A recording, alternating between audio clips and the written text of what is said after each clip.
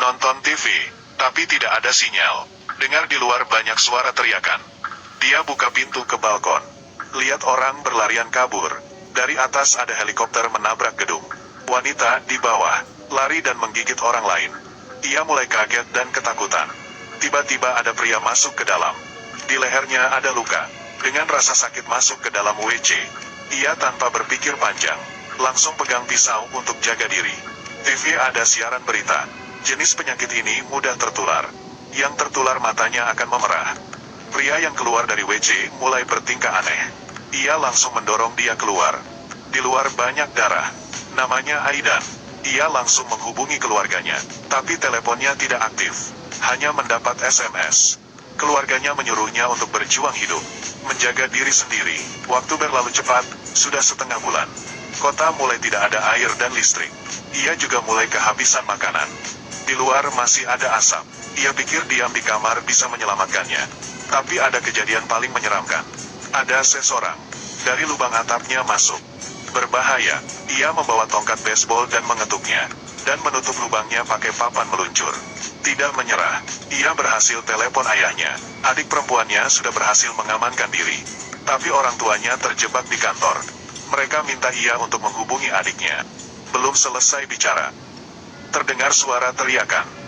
Orang tuanya pasti ada masalah. Di atas sofa, ia menangis sakit hati. Keesokannya ia bangun.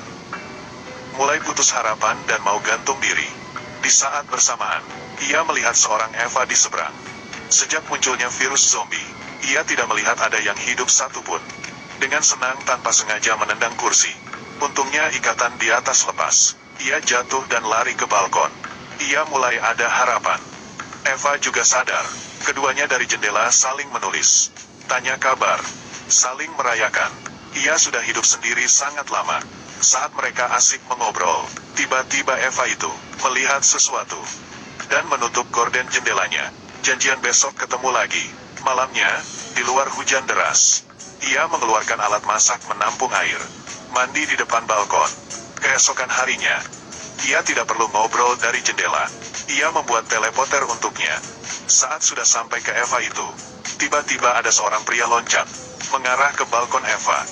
Ia melempar sebuah botol ke arahnya. Berhasil mendapat perhatiannya, tapi di dalam terdengar ada suara getokan keras. Pintunya hampir terbuka. Ia buru-buru masuk dan menahan. Sedangkan di balkon ada pria tadi. Dan mulai menghampiri. Ia memecahkan kaca pakai kepala. Saat dia terjatuh, ia memakai tongkat baseball, memukul pria itu. Setelah berhasil, ia punya ide. Ia mau tinggal dekat Eva itu. Ia tidak mau terus menunggu kematiannya di dalam kamar. Ia berencana untuk mencari Eva itu. Langkah pertama harus keluar mencari stok barang. Di lorong ia mengambil kunci rumah tetangganya. Mulai masuk ke kamar, menemukan ranjang tetangganya. Ada seorang Eva yang sudah mati. Ia yakin sudah tidak ada orang. Mulai mencari barang-barang penting. Mengambil kaleng yang belum terbuka ke dalam tasnya.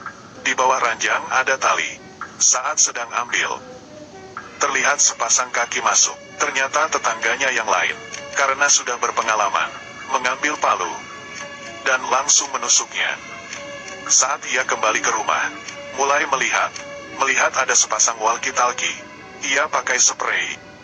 Turun ke bawah, mulai mengumpat dari zombie, melempar walkie-talkie ke balkon Eva. Esok harinya mereka mulai berkomunikasi, dan berhasil. Karena sudah lama tidak mendengar suara orang, mereka bersemangat. Malam hari, ia lanjut mencari stok barang. Kali ini ia lewat merangkak di saluran ventilasi. Masuk ke satu kamar. Ia mulai mencari. Ia sadar di dalam sangat bersih. Seperti tidak ada bekas zombie lewat. Tapi pintunya dihadang pakai kulkas. Ia ke arah lemari, melihat banyak stok makanan. Ia senang, dan beritahu kabar baik ini ke Eva. Ia menemukan sesuatu yang salah. Rumah rapi dengan banyak makanan. Di sini pasti masih ada orang yang hidup. Saat ia mau pergi, tapi ranselnya ada di ruang tamu. Ia memberanikan diri jalan keluar. Tiba-tiba seorang kakek tua bawa tongkat. Sudah menunggu. Aidan menjelaskan ia tidak terinfeksi. Kakek itu langsung menurunkan senjata. Ia mengaku sudah beberapa minggu sendirian di sini. Pemilik rumah ini bunuh diri. Jadi dia tinggal di sini. Ia tanya di sini masih ada orang lain yang hidup. Aidan jawab ada seorang wanita lagi. Ia sangat baik, membolehkan Aidan bawa makanan. Saat ia sedang ambil makanan, kakek langsung memukul kepalanya. Ia pingsan. Saat ia sadar, tahu di belakangnya ada zombie. Tangan kakinya diikat untuk jadi mangsa. Ternyata ia mencari orang hidup untuk beri makan ke istrinya. Tidak ada harapan. Tiba-tiba dengar suara Eva. Kakek berdiri dan keluar melihat keadaan. Agar kakek tidak tahu keberadaan Eva, ia berjuang dengan kekuatan. Akhirnya terlepas. Kakek kembali lagi. Aidan langsung menarik kakek dan mendorongnya. Kakek digigit oleh istrinya. Eva bilang, zombinya sudah masuk ke dalam kamarnya. Ia menjawab, ia akan menyelamatkannya. Tidak sempat bawa makanan. Ia langsung keluar, berlari menghindar ke arah kamarnya. Eva tidak bisa melarikan diri. Bersembunyi di sudut balkon. Ia tidak punya perlengkapan lain. Langsung turun ke bawah pakai spray. Sampai di bawah, zombie langsung datang. Ia ambil senjata di lantai, mulai menembak zombie. Eva juga menjatuhkan spray, agar Aidan bisa naik ke atas. Saat dia sedang naik, di bawah ada zombie ikut naik. Ia buru-buru langsung masuk ke balkon lain, memotong spray. Saat sudah aman, ia menyuruh Eva loncat ke bawah. Eva ketakutan, tapi tidak ada cara lain. Karena bantuan Aidan, Eva berhasil turun ke bawah. Keduanya seperti sahabat yang sudah lama tidak bertemu, dan memberikan pelukan semangat. Selanjutnya berpetualangan bersama. Aidan membuka pintu, keluar berlari ke tangga darurat. Saat baru membuka pintu, ada zombie mendorongnya dan menahannya. Kemudian bersama-sama jatuh ke bawah. Zombie di atas tubuhnya. Eva langsung memukulnya dengan palu. Setelah itu, mereka lanjut berlari. Sambil berlari bertemu dengan zombie, mereka sambil menghajar, bergegas ke rumah Aidan. Eva baru aja buka pintu dan masuk. Tiba-tiba ada zombie lari dan mendorong Aidan sampai terjatuh. Di luar terdengar suara teriakan keras. Ia terkejut duduk di lantai. Kemudian Aidan masuk dengan lumuran darah.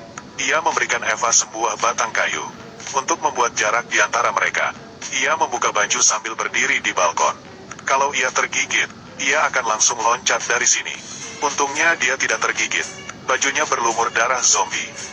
Mereka berdua seperti ada kehidupan baru. Keduanya pakai kulkas untuk menahan pintu. Akhir dunia masih terus berlanjut di luar. Tapi kali ini mereka berdua menghadapinya bersama-sama.